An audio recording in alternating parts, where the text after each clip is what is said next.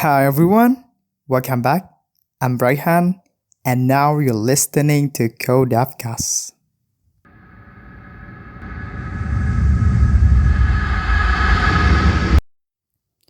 What's up, everyone? In this episode, we're having another guest from Pakistan.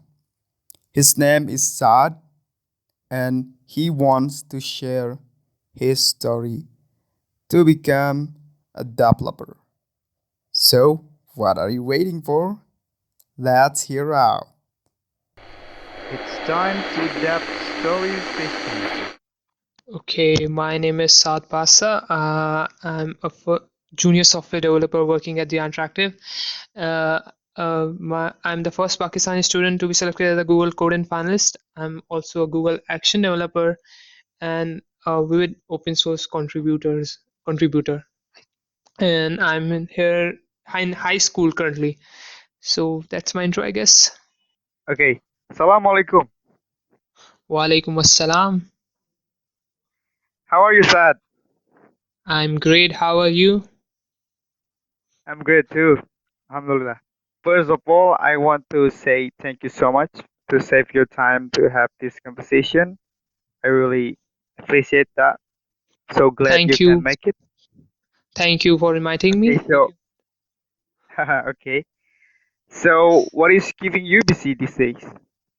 So what's keeping me busy these days? So I'm working full time at just the Interactive as a junior software developer, currently working on React and Python, and I'm also a full Okay. time student here in Pakistan. I'm currently studying Inter, which is equivalent to high school, I guess.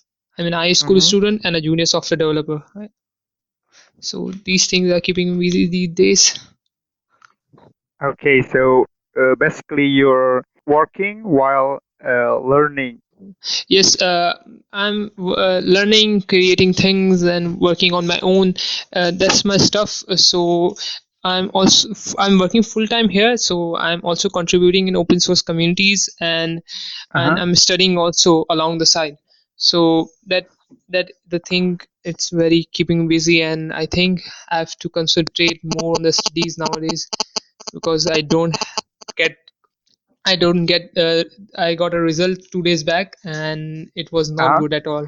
So I need to concentrate more on the studies, I guess. Oh, okay.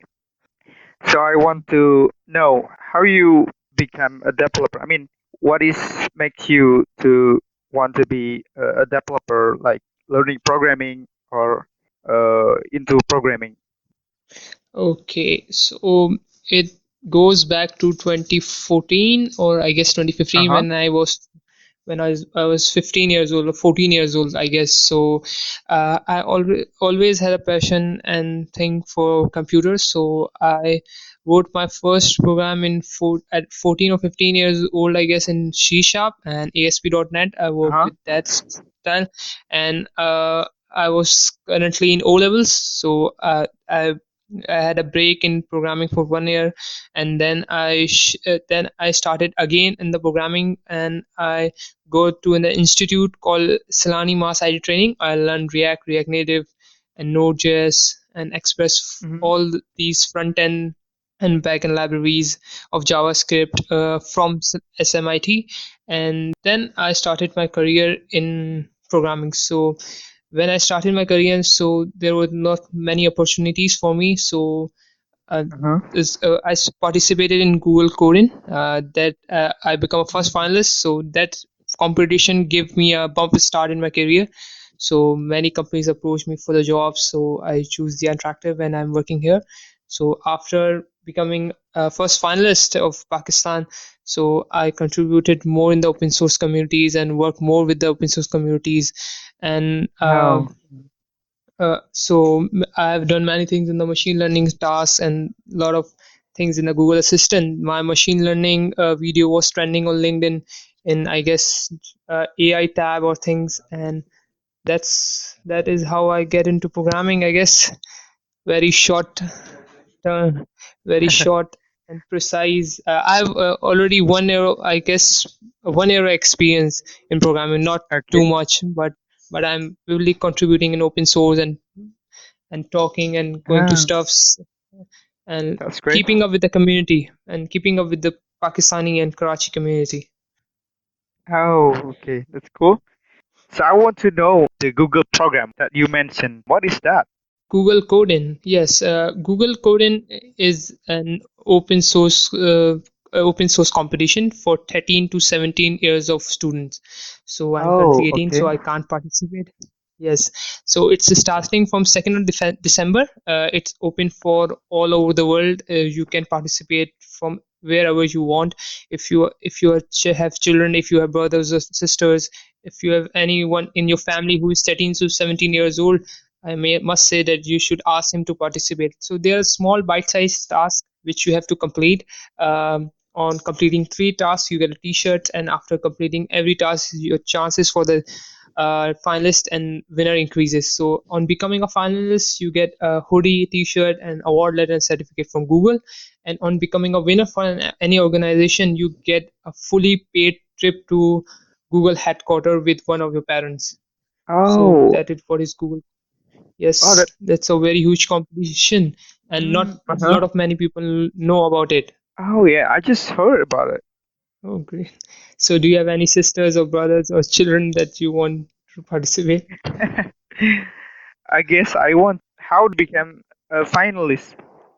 How I became a finalist. So Yes. I participated in Google Coding. So you have to choose an organization. So I chose OSIOS as my organization, Australian Open Source Innovation in Technology, I guess. Uh, and then I started contributing in OSIOS organization. So they are BISA stars. I was working on React Native these days. So they have 2 React Native projects going on. So they asked me little tasks. They have problem with the issues. They have build issues Huh? too. So you have to fix that thing. So I completed, I guess, 10 to 12 tasks on these 2 repos that included many merge requests, some issues, and I also built a whole new design for the carbon footprint, one of the Osio's React Native project. So that is not something very hard or something very out of the box. It's really simple thing that you have to do if you are very Okay. keen to work in the open source community. It's just like Google Summer of Code. I guess you have heard of Google Summer of Code, I guess. Yeah. In Google Summer of Code, it's project based, and here in Google Coding, it's task based. Like you have to solve issues on the GitHub like repository. That if some repo has some issues, you have to solve that. If they need a new page in the React Native application, you build that React Native application, new page on that React Native application. So it's simple as that. So that's I completed 9 tasks, and then I was chosen as a finalist. Oh, that's great. Thanks. Okay, so what is your first project that have you create? Oh, still remember one of my big project I started. It was one of a project that I started. It's what in my early career. So it was an OLX application that I have to build.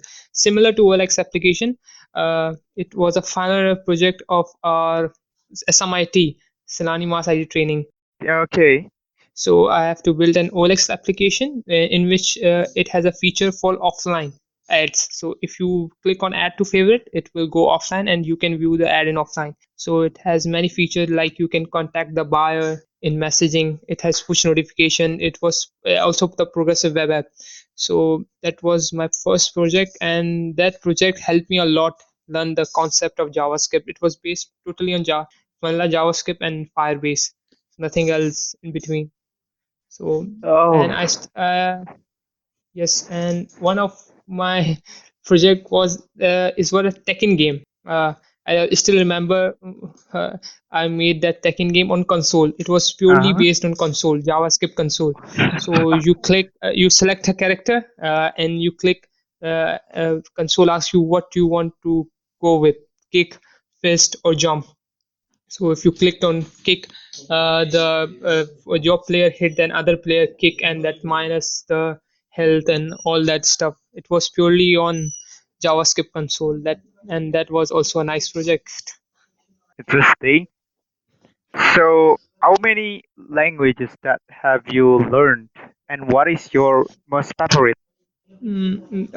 I've in my career when I started from 14 years to I guess 18 years, I've learned C Sharp, ASP.NET, JavaScript, and Python. Okay. Wow, so And many. my not so many, I guess. I have to learn many of these. And my favorite one is JavaScript, I guess. JavaScript, I I guess. love Yeah. JavaScript. Yeah. You can do many things in JavaScript, and it's Yeah, very agree, agree. relatively very yes, it's relatively very easy from other programming languages. You can do the web, you can do the mobile, you can do machine learning, you can do AI, you can do a lot of stuff, and currently you can do the web AR stuff, augmented reality stuff on the web also with JavaScript. Yeah, I agree. I'm so agree about that. Yes, so JavaScript is the new booming language, new crazy language that is going to explode anytime soon, I guess. So, what are your tips to being a happy programmer and a productive programmer? Happy programmer and a quality programmer. Uh-huh. I guess in becoming a happy programmer, I guess you should do the stuff that you like. If you are Okay. love working with the front end, you should go with the front end, and if you love working with the back end, go with the back end. And do the stuffs like contribute to the open source communities, work with the communities, your local communities. It will help you boost a lot of confidence, and it will help you meet new peoples that will make you happy, that you will be meeting your likely minded people, so that will also keep you happy. So if you are working in your room and doing stuff, and you are not connecting with anyone in the community, that will not help you, I guess. So you should interact with the community, and that is the thing that will make you a happy developer, I guess. Okay. Interacting with other developers, right? Yes, I guess that is the thing to become a happy developer from my perspective, I guess. Okay. So, how about productive programmer? Like we have to contribute. For quality becoming a quality programmer, I think it takes time. I guess it takes time to become a quality programmer. Yes, I guess Okay. you have to get, you have to work with companies, you have to work with people, more people, and the thing in contributing open source, also contributing open source community, also that make you a quality programmer. But in my perspective, I guess it takes time from becoming a junior software developer to a senior one, and to a quality Okay. programmer. I guess it's take time and practice. I guess the more you Uh-huh. practice, the more good you are as a developer. Okay, that's good. So, what is the most challenging things that you ever face when become a developer? What is the most challenging thing I've ever faced? So I still remember the Redux part when you are learning the Redux first time. So that is the pain really Okay. for the one with the React experience. So I guess that is the most challenging part. I have to learn the Redux, and after that there are lots of many hurdles in between that you have to cross. Like after learning HTML and CSS, you have to cope with the JavaScript. That what is happening, what are all those variables, Mhm. what is happening, what is the function, because as a newbie you have to face all these obstacles. But with the time it become relatively easy for you, and the features and the bugs, and it's become a joy for working with the bugs and working in a tough environment and working out. It's become a relatively easy thing for you as you grow. But for a newbie, I guess it's a pain when you are doing new stuffs and you are playing with the JavaScript, and you are creating a callback hell, and there's a function, and what is this? I say I've seen many new ones to the programmer. They are just, they say but I can't do it anymore, but just it's the end. Many hurdles that I have come across, and I still remember one thing was that where to start. So not many people know where to start if I want to become a web Mhm. developer. So not Yeah. many people know where should I start. So that is the most, I think, most common hurdle in every developer life, that if you want to become a data scientist, where should I start? So I think the answer is online on the web, but not many people want to search it.